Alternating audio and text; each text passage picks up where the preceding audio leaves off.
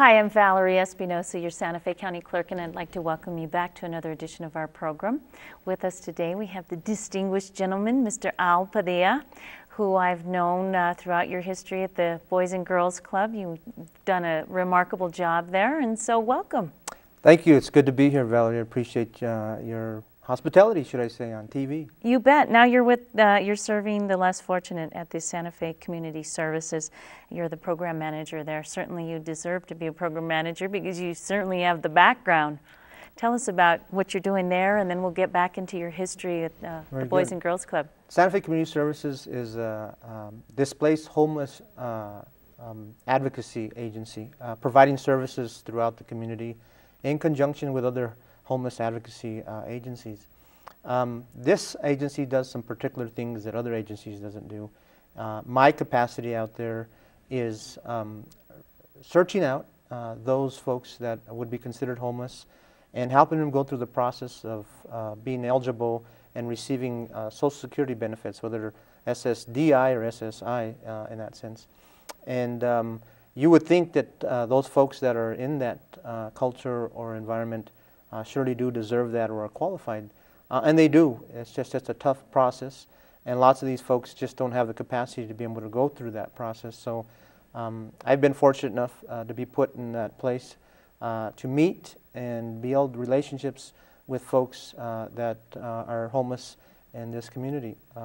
When I say I've been blessed, it's a situation where I think most folks are blind or take a blind eye to those folks that are in that situation. We don't know. We don't have to deal with it, and you don't necessarily see it every day. We always wonder, well, where do these people go? And it's freezing cold out there. Right.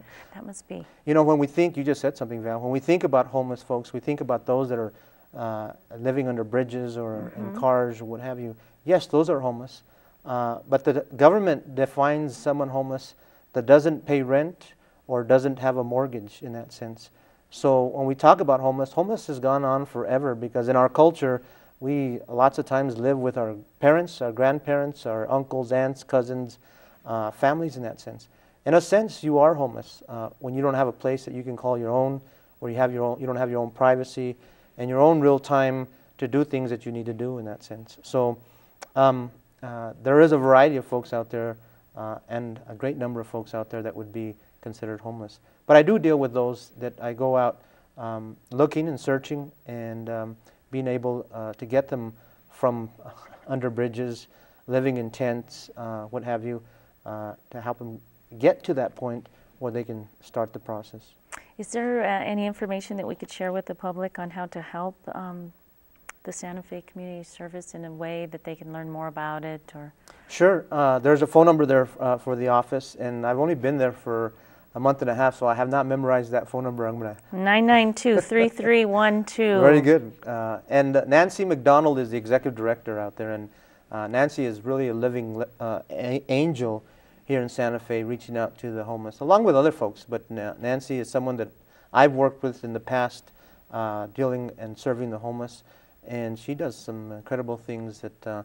And she's such a humble person, and she's never out there really touting herself in that sense, but she needs to, so that folks will recognize what she's doing for those that are in dire need. Well, you're certainly the compassionate person as well, to even, you contribute your time and effort and energy, and you're the ideal person to do that because you've got the background, and you've done, when you were at the Boys and Girls Club, you had so many great programs for the kids, and you had such wonderful fundraisers, and the community got together and supported you and attended. And so you want to talk about how that went? God, I was blessed. For 26 years, I was able to be what I would call folks the head servant at the Boys and Girls Club, because that's what we are when we're in the nonprofit sector or even government sector. You are servants, and lots of folks have lost that identity in that sense. And I was surrounded with some incredible people on my board and on my staff that really were sincere to the mission of the organization. And we had some great years, as you mentioned, some great programs, great activities over the years. And I didn't want to mention in my early years out there, Oscar Jordan, Fred Bender, Johnny Hillier. These are folks that have since maybe have passed away or in their golden years, should I say. But these were folks that were incredibly sincere and compassionate about the needs of children, and were the leaders on my board of directors.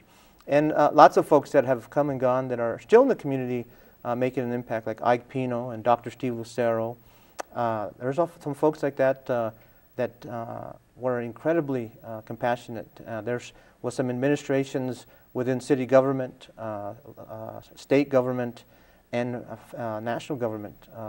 Senator Bingaman and Senator Domenici were incredible supporters and advocacies of the Boys and Girls Clubs of America and the Boys and Girls Clubs in Santa Fe. And so without folks like that, the Boys and Girls Club would have not had the success that it had. And I think one of the greatest attributes that I learned from those that were around me, that mentored me, was, Al, when you see talent, get out of the way. And so I think I was pretty good about getting out of the way and letting those folks that had the abilities to move forward and run with the great and successful initiatives that they had for the Boys and Girls Clubs.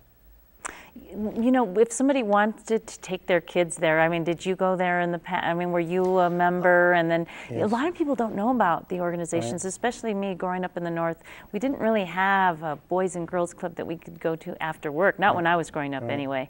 But how does it work? You got your interest because you went there yourself? I'm an alumni. We lived a couple blocks away from the Boys Club. Back in the days, it was called the Boys Club, and the main Boys Club on Alto Street. And summer times, I remember being in kindergarten, first grade, my brothers and I were swept out the back door with my mom and saying, if you're wanting to eat today, you better get to the Boys Club. And old Louis Montano had some great meals for us out there and great activities for us. It was really a place where there was great camaraderie, and it was a tough place to grow up because it was a tough neighborhood and tough kids were going out there.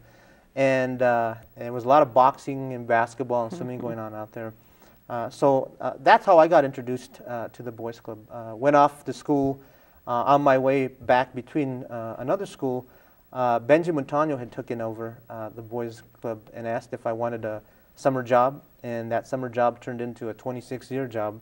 Benji left soon after that. And the sheriff. The sheriff. He's well known as the sheriff. Great guy, Benji is.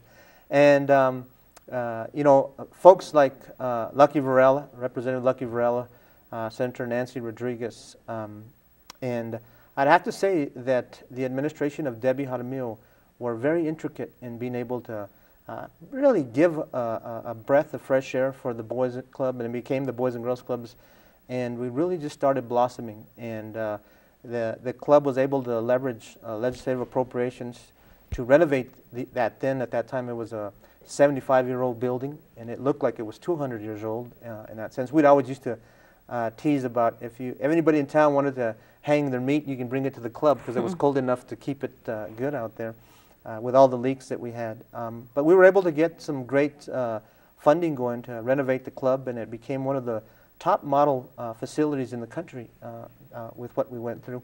It was a $12 million renovation, and like I say, through Debbie Jaramillo's administration and all those that were on city council, and Ike as city manager at that time really wanted to see that the club was not just going to continue to exist, but really flourish.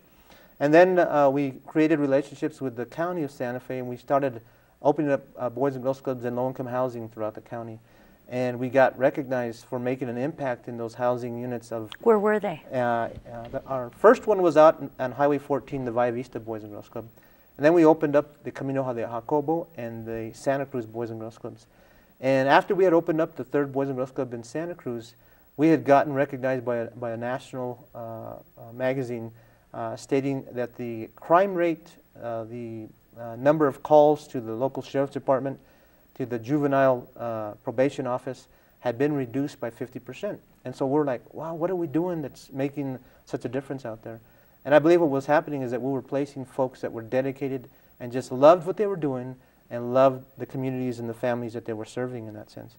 And I have to say that I was blessed to have great, compassionate folks that were really Pied Pipers, what I say when I say that, because anywhere they went, they would attract and and the children would be magnetized to them in that sense. Out in Santa Cruz, we had Bernadette Archuleta Padilla, who then became my wife, and we had you know, the late, great Miguel Ortega, the artist from Tesuque.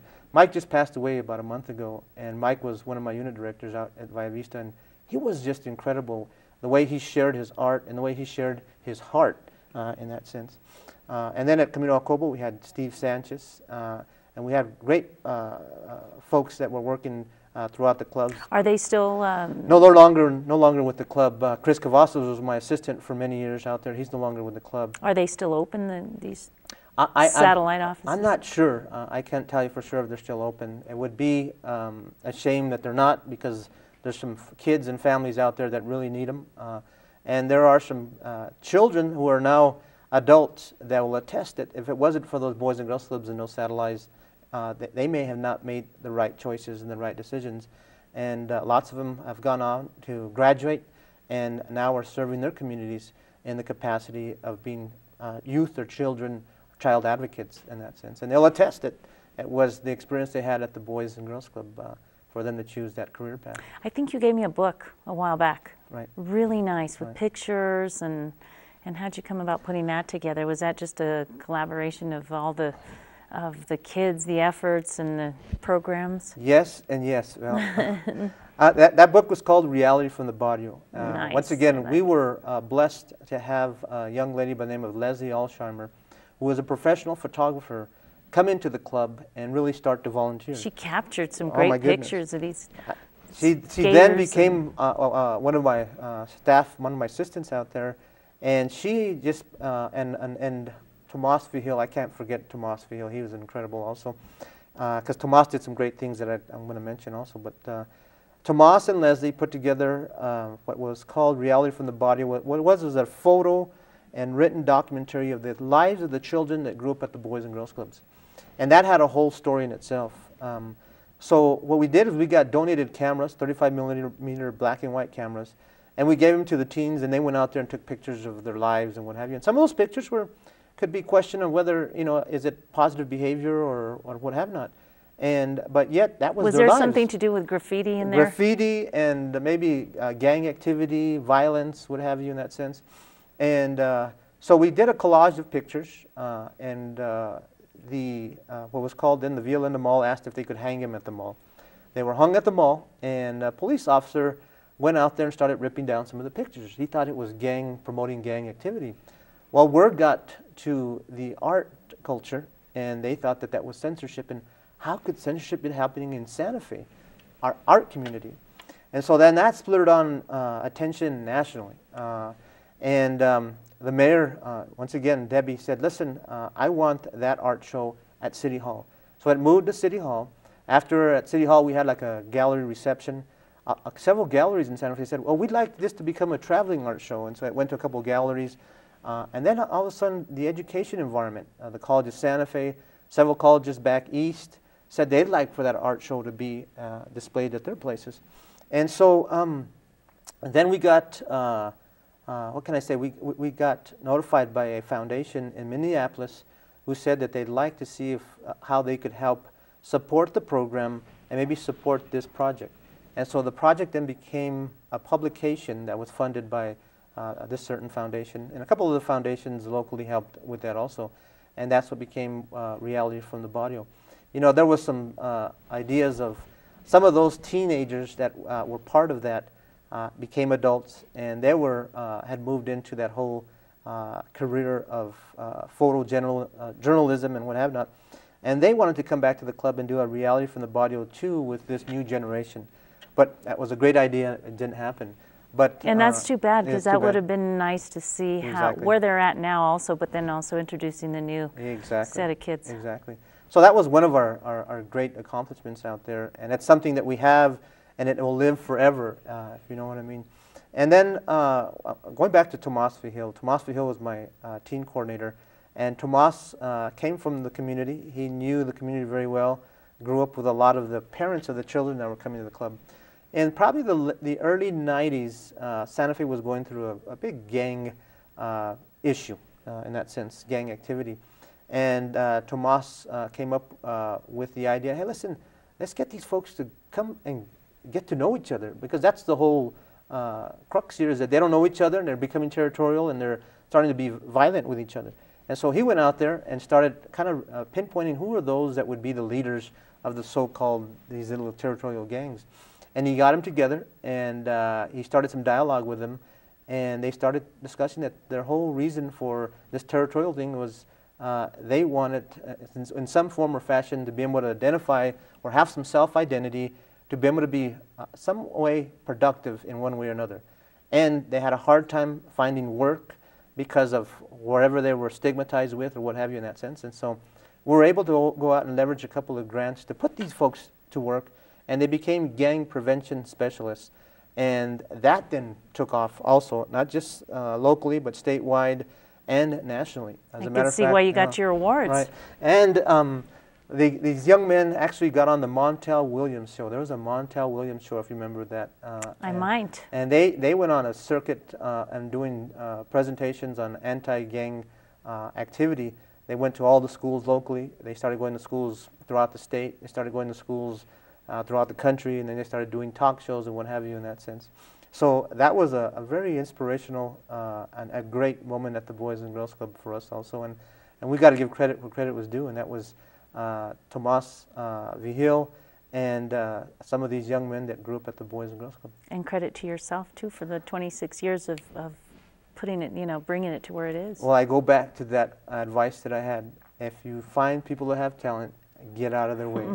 That sounds like me with Denise Lamb, you know. I hire the best, surround myself with the best, and then they, give me a lesson of the day. Right. Like you say, you get out of the way. Right. Well, good for you. That's exciting to hear and know about. I remember, when they were tagging the walls, and so you turned that around and turned it into something positive. It seems like maybe they were just needing some sort of attention. Exactly. That's all it is. There was a big, and there probably still is, a big graffiti issue in the community of Santa Fe. And so these supposedly gang members then took it on upon themselves to go out there and start either creating a canvas for some positive art, and that created a whole funding program at the city of Santa Fe to turn this graffiti canvases, or would-be graffiti canvases, into art places in that sense. And so they took it upon themselves to work with the local law enforcement to go out there and do just that. It was at a point where, before the city had like a graffiti task force, that task force was at the Boys and Girls Clubs. Folks would call the club and say, hey, we have some graffiti here. Can you send the boys out there to come and clean up the graffiti? And we had a couple of paint stores that would give us paint that we'd go out there and kind of clean up the graffiti. So that was a great program also. So you had summer programs too, not just after school programs where parents could drop off their kids. You had summer programs, and that was really helpful for swimming. And do you remember some of the? Oh yes, like I say, growing up at the club, it was a place for boys, for tough boys, should I say. It was we boxed, we played all the sports and what have not. But in growing with the times, should I say, we learned at the club that we needed to keep up, and we needed to focus on not just recreation or sports activities. We really needed to teach our members how to fend for themselves. And we knew that the only way that was going to happen is to change kind of like a generational kind of bondage that they were in. And that was lack of education. And we all know in Santa Fe the challenges we have with our education situation. That's all I can say about that. And so we started incorporating education at the Boys and Girls Club, and making education a priority in the children that were coming. And it was at that time where the technological age was coming into us. And so we started with our first computer lab. And one of my board members, Fred Bender, was very instrumental in going out there and getting donated those first ancient Oh yeah, I remember the square with the disc. But it was exciting to the kids because they had no other experience with computers other than that. And so we were able to prove to some funders that we had an environment conducive to technical learning, and we started getting some great funding and support for that. One of the big funders that started coming our way and getting our attention was Intel. And Intel came up with the Computer Clubhouse. And it was a collaboration with Intel, the Museum of Science in Boston, and MIT in Boston, where they came and helped leverage funding to open up these learning centers, digital learning centers, in communities that were considered distressed in that sense. well, the Boys and Girls Club is known as being in those communities or neighborhoods that is considered low income, public housing, and what have not. And we know what stigma comes with that. And so we were one of the first 12 computer clubhouses to be funded in the country. And with that, we got enough funding for brand new computers. They came and they basically furnished the whole, it was about 1,700 square feet of, it was the old gymnasium at the Boys and Girls Club, and it turned into a computer clubhouse.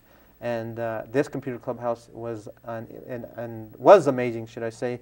It had a sound room, it had a digital room for kids to learn how to do video, how to do music, and just all kinds of artistic stuff at the Boys and Girls Club. So that was a whole kind of turning the club's atmosphere into not just the gymnasium, but the learning aspect of nourishing a child. And did you do that with volunteers, or? We did that with volunteers, and we did that with paid staff also. So, and I know there is not a nonprofit that can survive and be successful without volunteers, and we had a whole slew of great volunteers.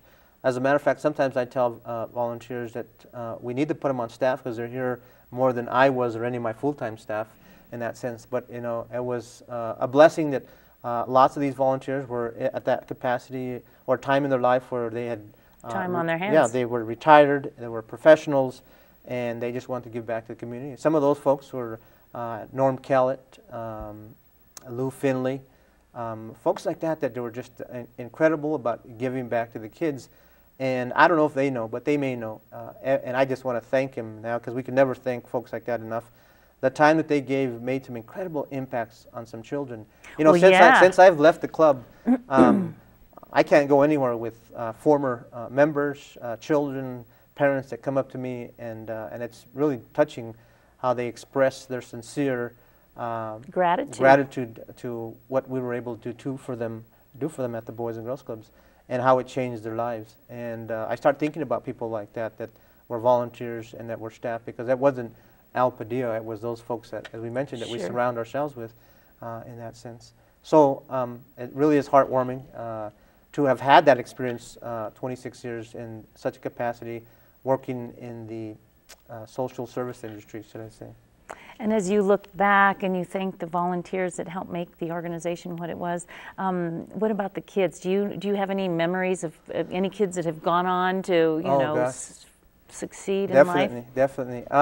There's a young lady by the name of Melinda Carson, and Mindy lived across the street from the Boys and Girls Club on Alto Street at the low-income housing. And like I say, we were the boys clubs up until 1992. Well, Mindy was one of the first girls that started coming to the club, and she was blonde hair, blue eyes, and in that environment she stuck out. And though she could hold her own, and she was well respected, she played football, she wrestled, she did it all, and she was an amazing, attractive young lady. And now she is the head nurse, I think at the hospital in Las Vegas, graduated from Highland University, and like I say, coming from public housing, single-parent home. And she'll attest that if it wasn't for her experience at the Boys and Girls Club, it wouldn't happen. There's some other ones. Toby Roybal, who grew up right across the street from the club, was raised by his grandmother, just sole grandmother. He's working for a big IT company out in Atlanta and doing very well for himself. He's one that makes me very proud. Josh Gonzalez, who's out in Phoenix doing very well in real estate and development. There's a young man who's going to Annapolis in Maryland, and that's Matthew Padilla, who grew up at the club, also doing great. The names just on and on. Another one that has become even more popular in the youth advocacy arena is James Rivera Jimbo. Jimbo is basically runs the Geneva Chavez Center and a lot of the leagues out there, and he's known amongst, can I say, the youth community.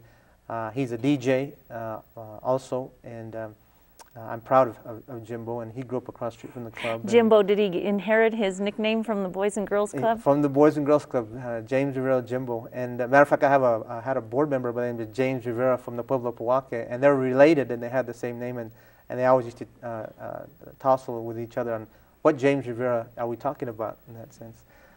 So the names and the lists just go on, and after 26 years there, one of my, what can I say, greatest sense of gratitude was knowing that these kids really felt that we did something for them and made an impact in their lives.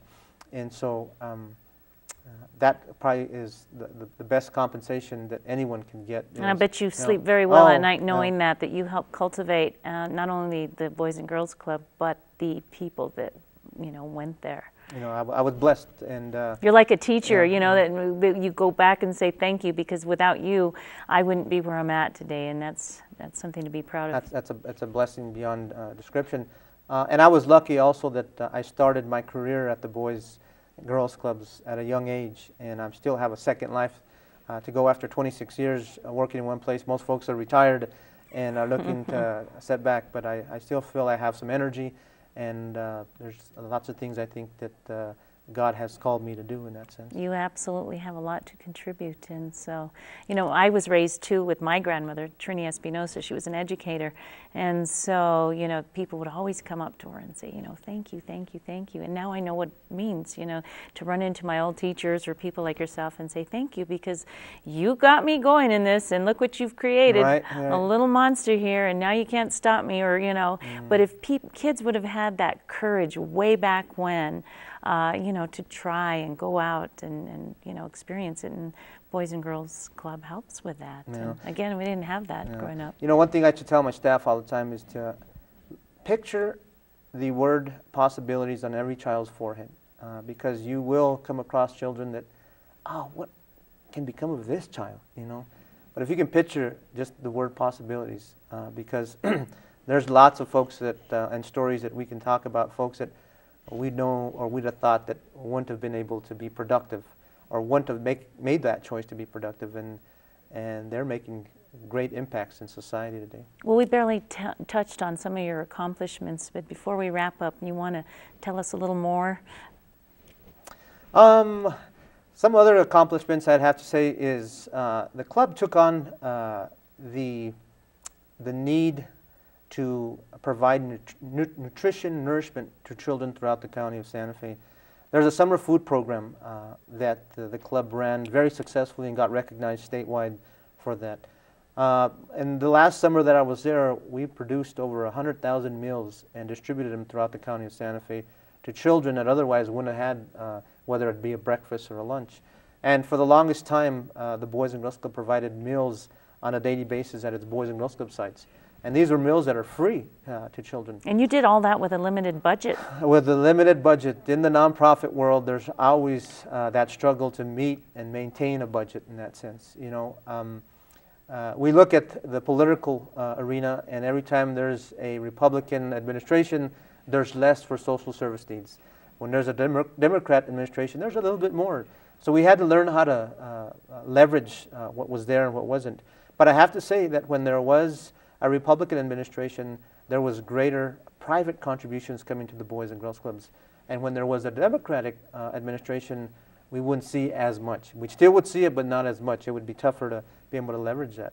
So it has its takes and its balances in that sense. So after 20 some odd years, you kind of get an idea of how to deal with that in that sense. But the best thing is to be able to show that you're making an impact, and that captures folks' attention to want to invest into your cause. Well, I want to thank you, and I appreciated learning more about all your efforts. You're certainly a huge contributor to our community, and so thank you. And thank you too for, working up north with that end, because they don't get these same services, because I know I grew up there. Right. And so anyhow, but thank you for being here, and I look forward to having you back and follow your career path, and wish you the best. And you did a good job, and hats off, and we praise you for that. Thank you for having me. You betcha. If you'd like to appear on our program, please give me a call at 986-6280. Thank you very much for watching.